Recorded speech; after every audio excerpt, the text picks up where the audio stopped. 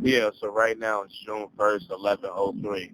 Yeah, so like I said, yeah, the Banu Qurayza uh, had ended up getting kicked off the land or whatnot. And, well, not, they didn't get kicked off the land.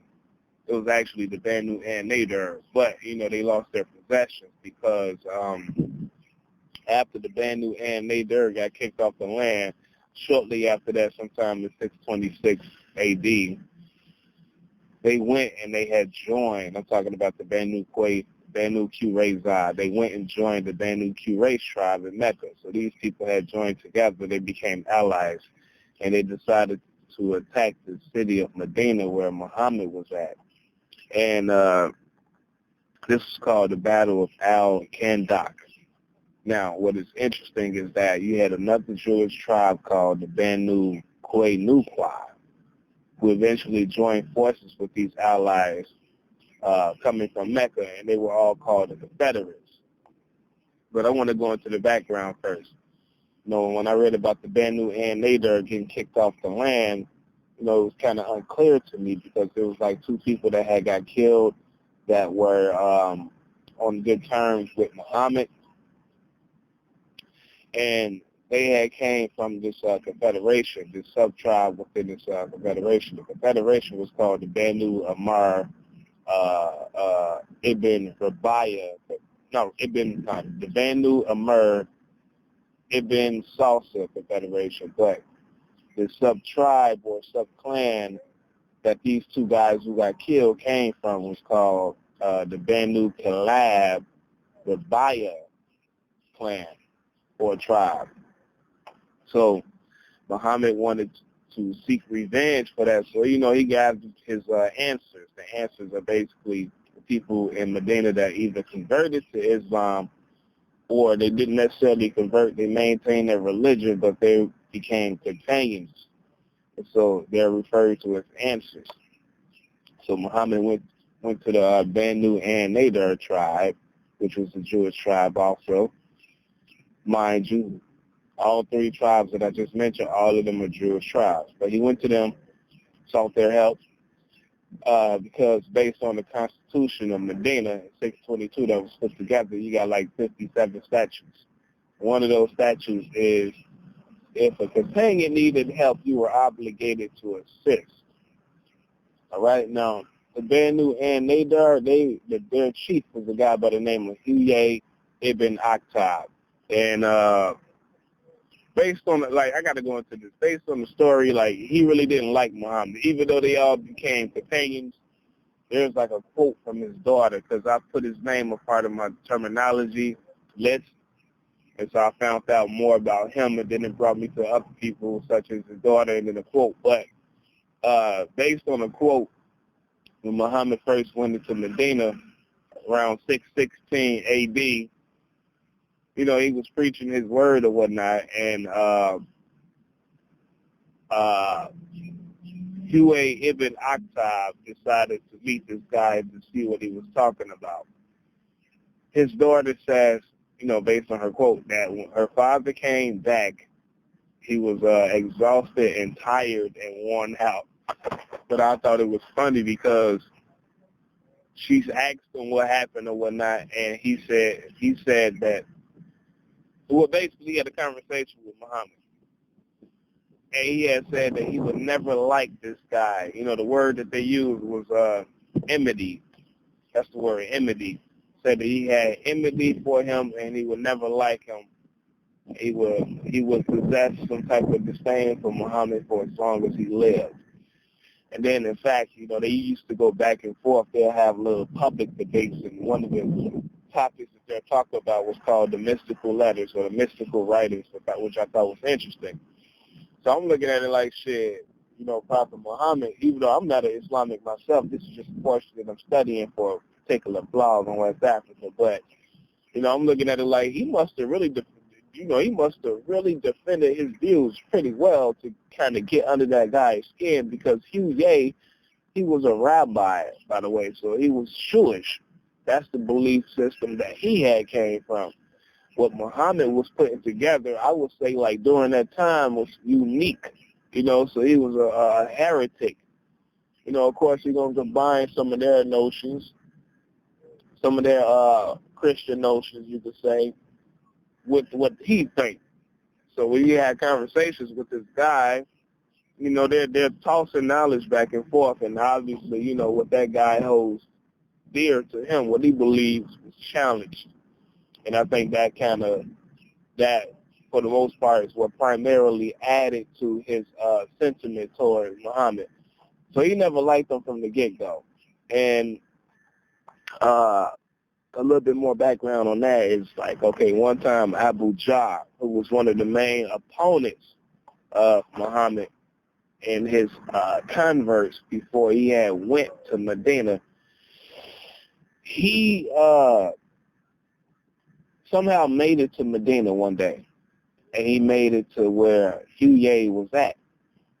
And so he attempted to convince him to, I guess, you know, to trade Muhammad or join forces with those of Quraysh. And I got to give Huye ibn Akhtab credit for this. He didn't go along. In fact, he felt uncomfortable, and he didn't let him in his house because he didn't want to be associated with him. And I was like, okay, that's a manly thing. I can respect that. You know, it's kind of like if I'm cool, if there's somebody in my circle that I don't like, and they have a particular enemy that's outside of our circle, even though I don't like this guy, I wouldn't want to be caught talking to his enemy because I'm going to end up being associated, or I'm going to be found to be affiliated with his enemy, which is going to create a little bit more suspicion, and it's going to fuck shit up. You know what I'm saying? You're going to have a little bit more issues going on, which is unnecessary. Even though I might not really like the guy in my circle. You know what I'm saying? Still, it's like a covenant between all of us, you know? So that's kind of like how he felt when Abu Jahl tried to ingratiate himself with him, I guess. So and by the way, Huye ibn Akhtab was the head of the Banu and Nadar clan. So when they got kicked off the land, I believe the Qurayza clan and the Quay-Nuqua clan, even though the Quay-Nuqua clan became allies with the Confederates later on, I still believe that it created more resentment. Because I'm thinking that some of those people probably share resentment as well. I'm talking about within Qurayza, even though they were still companions with Muhammad or just on good terms with him. You can't tell me some of those people didn't already hold some resentment, if not everybody collectively. And I say that because Huye, even though he was from the Banu and Nadar tribe, he had 3 children, all right, 2 females and 1 son. You know, in fact, the quote that I gathered was from one of his daughters. But the important thing is that the lady that he ended up marrying and impregnated with 3 children came from the Qurayza tribe, all right? And Huye was a chief, so he was a leader. Therefore, that shows to me that they were on good relations with each other, all right? And aside from that, the Qurayza, the Quay-Nuqua, and the Banu and Nadir, including many other tribes and clans within Medina, all have a shared history because they had been there from between 400 to 500 years. When you trace their ancestry back, they all come from the Al-Az tribe, which originated in Yemen, a place called Marib, starting in the 1st century, all right, because they immigrated during the 2nd century too, but starting in the 1st century, you know, there was a collapse of the Aram Dam in Marib, and so groups of those people started immigrating north, and they basically settled all throughout Western Asia. Some of them settled in Mecca as well. In fact, many people of the Quraysh tribe come from the Al-Az people. Like one, for instance, is a guy named Abu Bakr. You know, when you trace his ancestry back, he also comes from, or his ancestors also come from the Al-Az tribe. So they immigrated and they settled in Mecca, You know, some of them settled in Medina, some of them settled in Lebanon, some of them settled in Israel, some of them, Israel, Lebanon first actually, and some of them settled all the way in Syria. But every time they would go somewhere and they would stop, you would have splinter groups. Now, this is what I read about their history that didn't have anything to do with the book, even though the book kind of touches on it, but I had read about this history before I came across the book, The Origins of an Islamic State. So every time these people would stop somewhere, they would split off. So it's like, okay, say you got like 200 people, and they're leaving Illinois, Chicago, Illinois. So they decided to go south. Go south, they hit Tennessee. Okay, they decide, let me see, 200 people hit Tennessee, and let's say like 130 people decide to go northwest. Okay, they go northwest, and they fucking hit Wisconsin. All right?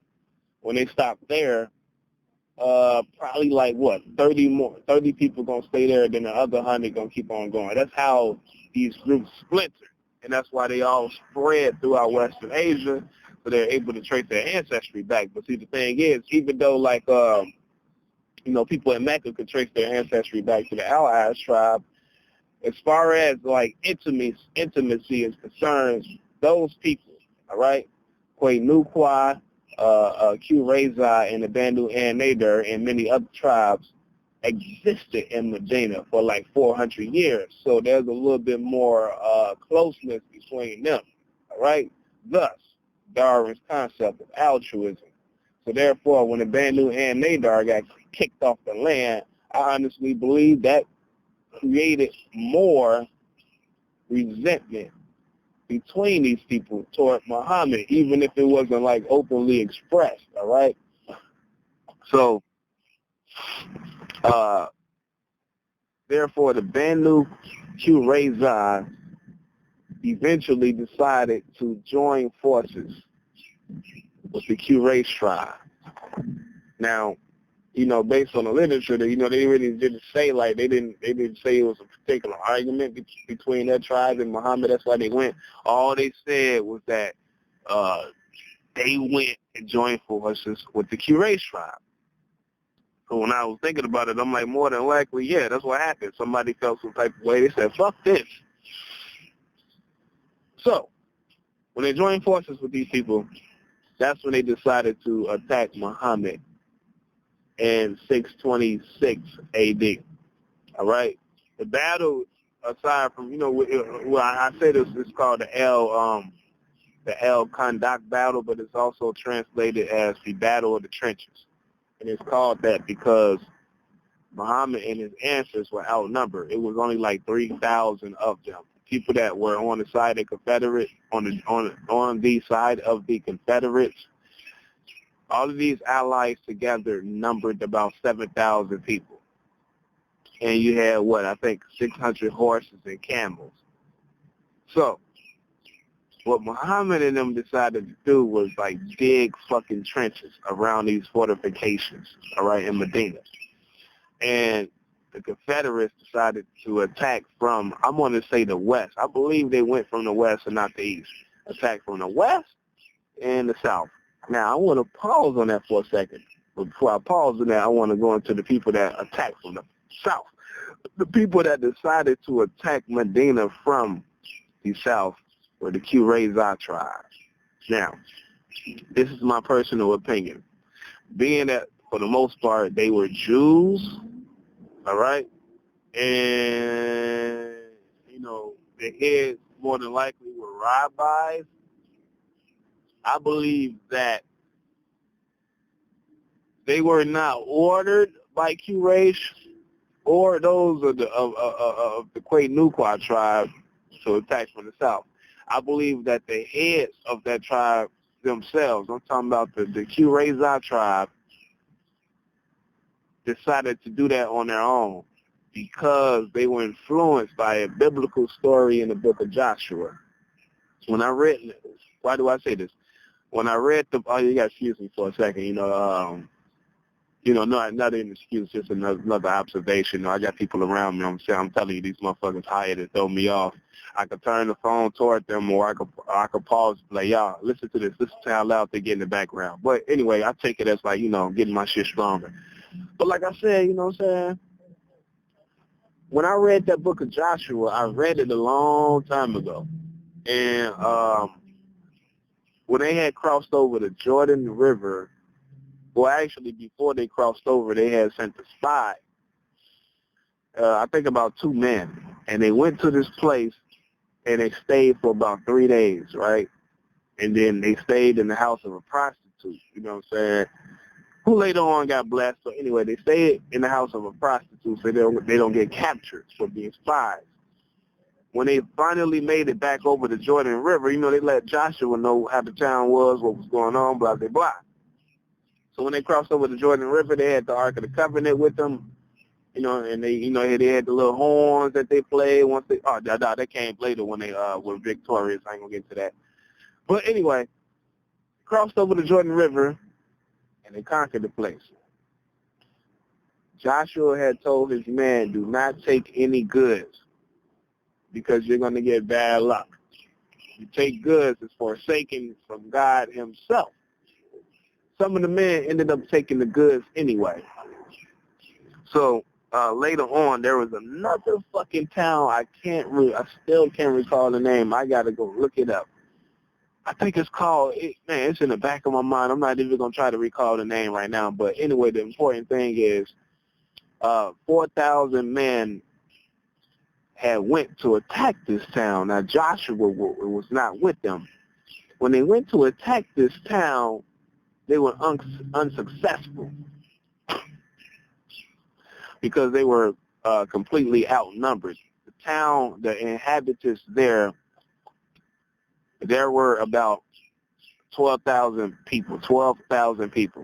And the brigade that went to attack this town, it was only like 4,000 of them. You know what I'm saying? So, you know, you basically, it's like it was only like the numbers that they constituted is only like 1/4 of the population there. So anyway, no, 1/3, my bad, 1/3. So anyway, they went back and they reported to Joshua what happened, and he basically told them, you know, that he felt like, you know, they were unsuccessful because they had bad luck for taking goods from a town that they were not supposed to take goods from. So the second time around, and this is where it gets interesting, like, now this is the similarity in my mind, and I don't think this is merely connoting, it's not. But the second time around, they went and they attacked this town again. And when they attacked it from the north. Well, they had like soldiers, they came from the north, but they had another brigade that split from them. I'm talking about Joshua and them. They had another brigade that split from them and attacked this place from the west. So it went like this. They're coming from the north. The soldiers within this town itself had went north. They didn't know about the second brigade that was coming from the west to attack the people in this village itself. So when they went and they fought with the men from the north, the second brigade from Joshua slaughtered the fucking town and then came behind these soldiers and attacked them and slaughtered them as well. Now, to me, that was brilliant. I was like, damn, that was smart as fuck. But going back to this battle of the trenches, I feel like the heads or the rabbis, you know, of Qurayza, utilized that same tactic. I think they were inspired from that story within the book of Joshua in the Bible. I honestly think that, like, you know, I could see, like, you might have like a similar military tactic that was utilized in a different time frame or in a different paradigm, but I feel like what gives validity to the way I look at it is the fact that these were really religious men. They were all Jews. And because the book of Joshua is a part of the Old Testament, more than, you know, fucking more than likely, fucking probable, it is the fact that that's a story that they will be familiar with, well familiar with. So that's what I think. But anyway, they were unsuccessful. See? Pay attention, y'all. They were unsuccessful. But, you know, it was a stalemate due to these trenches that were digged. But the people, this very tribe, Qurayza, that came from the south, that attempted to attack Medina from the south, they got captured. And when they got captured, that's where Muhammad and his answers gained more territory as far as for the south. And when they gained more territory, that resulted in the people of Quraysh, even though it was a stalemate, they were not able to go north as far as their merchants to trade, because Muhammad had that area blocked off. It was basically dangerous for them. So I'm pretty sure like that kind of like choked up their economy in the long run, as far as trading on myrrhs and spices and shit like that. I'm pretty sure because they couldn't go that route. You know what I'm saying? You're gonna choke up. You're gonna choke up their economy. So anyway, let me see. That guy Huyay ibn Akhtab, he had ended up getting captured. Remember, he was the head of the Banu and Nadar tribe, so he ended up getting captured, and him and his sons were put to death. Now, as far as the Qurayza tribe, Muhammad had put another guy ahead of them, and if it wasn't, it's like this. Either he put this guy ahead of the Qurayza tribe, or he put him ahead of the Banu and Nadar tribe. But I believe he put him ahead of the Qurayza tribe, and the guy that he put ahead of him was somebody that was teaching this philosophy in Medina before Muhammad officially touched down. And his name is Sa'd ibn. Wait a minute. No. It's Musab ibn Musab ibn Mu'af. That's his name. He was teaching this philosophy at a place called Sa'id in Medina. And so this other guy named Usaid ibn Udair and his companion by the name of Sa'd ibn Umair, they had heard about it. So Sa'd ibn Umair had sent Usaid ibn Udair to go check it out. When he went, he got convinced from the words of Musab. And so, they conversated further, and it was supposed to have been like strenuous, and the guy was really logical and rational, and he made a lot of sense. So he ended up becoming converted, as well as the guy that sent him. I'm talking about Sa'd ibn Umair. So anyway, this guy Musab, he was placed as the head of the Qurayza tribe from that point. And he ordered that every adult male get executed and the women and children become slaves. Muhammad basically agreed with that. Excuse me. So that's what took place. I think, what else I was going to say? Yeah. Now, if I'm wrong on that interpretation, then everything happened, but Musa was really placed ahead of the Banu and Nadar tribe, but I believe it was the Banu Qurayza that he was placed ahead of. And going back to the Quraysh people, yeah, being at that little, not necessarily a stronghold, but that route was blocked, it would choke up their economy, especially depending on how long that route was blocked from. That means they wouldn't get as many spices. They wouldn't be able to trade in spices and myrrhs. You know what I'm saying? Because even if they don't make it all the way north to Syria, you still got fucking what? You got Israel, you got Lebanon, you know what I'm saying? But if you can't even go past the area of Medina, then you are fucking cut off. All right? So, let me see what else I was going to say. Yeah, I think that's where I'm at so far. That is where I'm at so far. So I got to finish breaking down my shit. I'm going to go to the library and take more of this down because I'm basically almost done with a certain portion. It's the reason that I'm touching on this book and I'm reading it.